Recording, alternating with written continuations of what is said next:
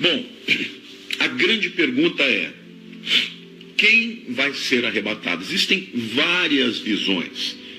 Algumas pessoas acreditam que todos aqueles que confessaram a Jesus com a boca, fizeram um dia uma entrega numa igreja, vão ser arrebatados. Será que a Bíblia nos permite falar a respeito disso? Será que a Bíblia nos permite ter essa convicção? Olha, queridos, eu quero deixar claro para vocês que eu não creio nisso.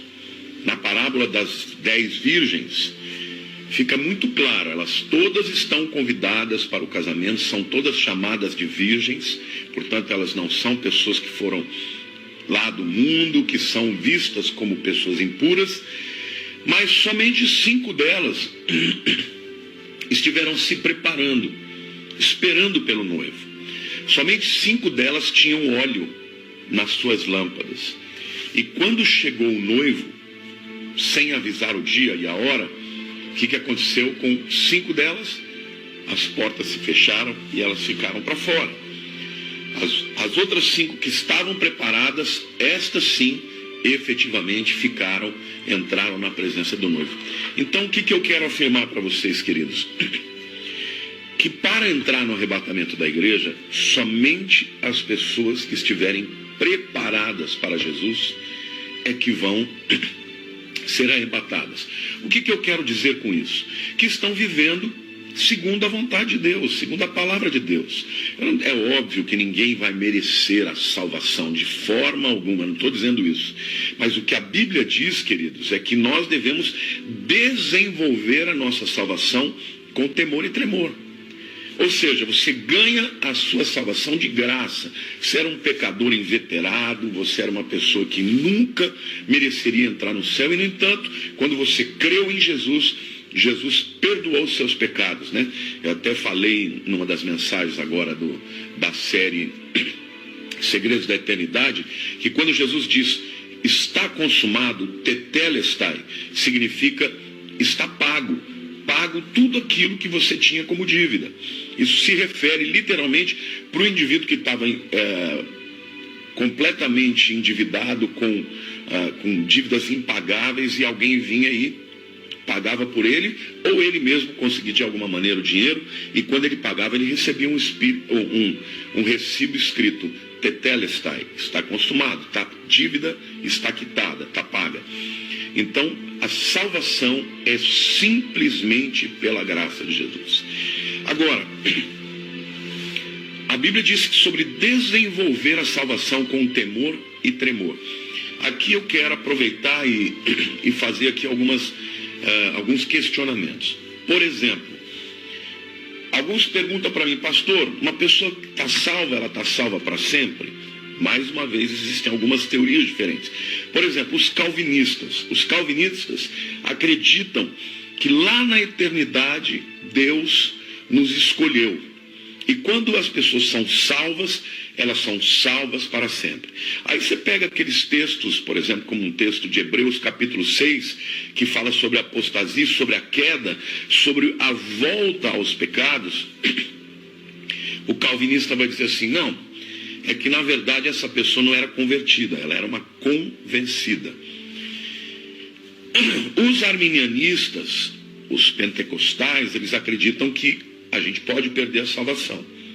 E acham que nós podemos perder a salvação por muitos motivos. O que a Bíblia diz a respeito disso, querido?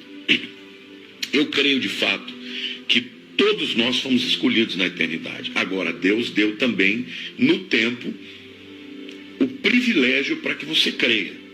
Quando você crê em Jesus, você de fato é salvo. Salvação é de graça, mas no momento em que você se salva, você inicia uma vida onde você precisa desenvolver a sua salvação com temor e tremor. Ora, se a Bíblia diz que você precisa desenvolver, é que você pode estacionar e pode retroceder. Se você estacionar, você corre o risco de, no arrebatamento da igreja, Jesus vir e você não subir. Mas você pode continuar salvo, e até mesmo passando pela tribulação, morrer por Jesus e ir para o céu. Mas não vai receber vamos dizer, o bônus, o privilégio, a bênção de ser levado pelo arrebatamento e não passar pela morte.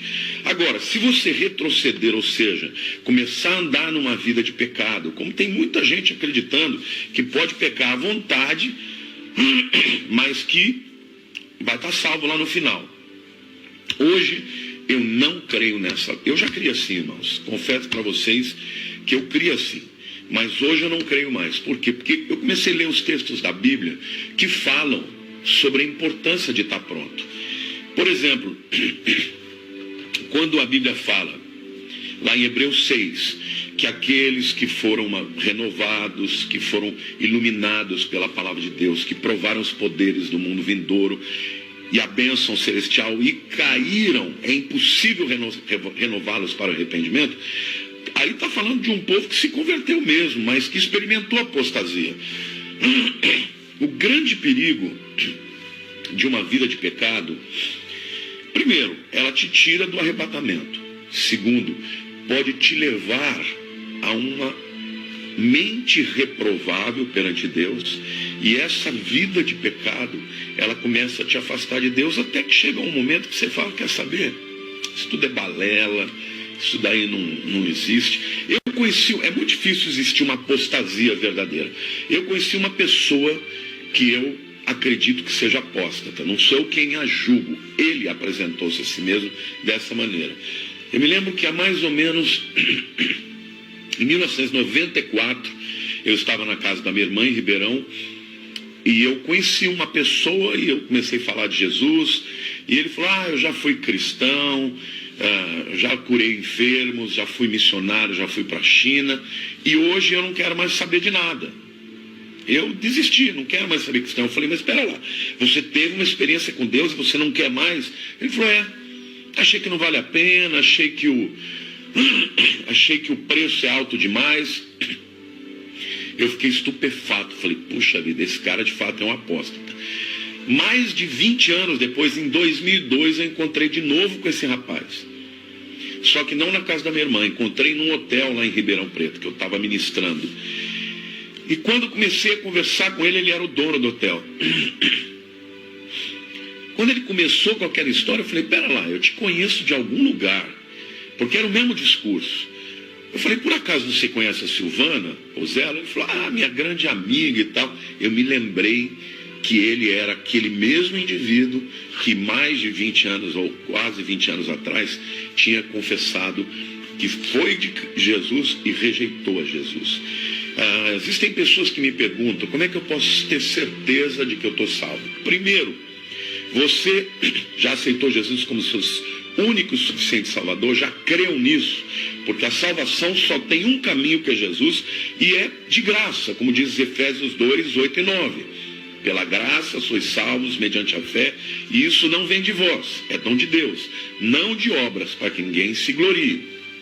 Tudo bem, a salvação é somente pela graça. Agora, a salvação é pela graça, mas a salvação, uma vez que você conquista, você tem que ser fiel.